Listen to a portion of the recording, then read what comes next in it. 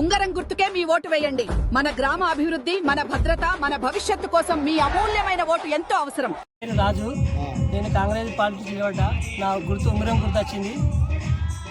అత్యంత భారీ మెజారిటీతో గెలిపించాలని గ్రామ ప్రజలందరినీ కోరుకుంటున్నాను.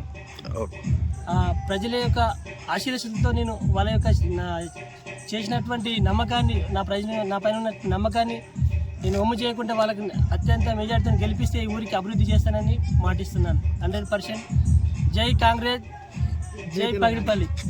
మా గ్రామ ప్రజలు నన్ను గెలిపించి నా పైన ఉంచిన అభిమానంతో నన్ను గెలిపిస్తే వాళ్ళకి కొన్ని హామీలు కూడా ఇవ్వడం జరిగింది. పగిడిపల్లి గ్రామంలో నన్ను గెలిపించి నా పైన ఉంచిన అభిమానం బట్టి గెలిపిస్తే కొన్ని హామీలు ఇవ్వడం కూడా జరిగింది. ఏమనంటే ప్రతి ఆడబిడ్డ పెళ్లికి 11,000 రూపాయల కట్నం ఇస్తున్నా. ప్రతి ఇంటికి ఒకసారి గ్యాస్ బుడ్డి నింపించడం జరుగుతుంది, ఒకసారి మాత్రమే.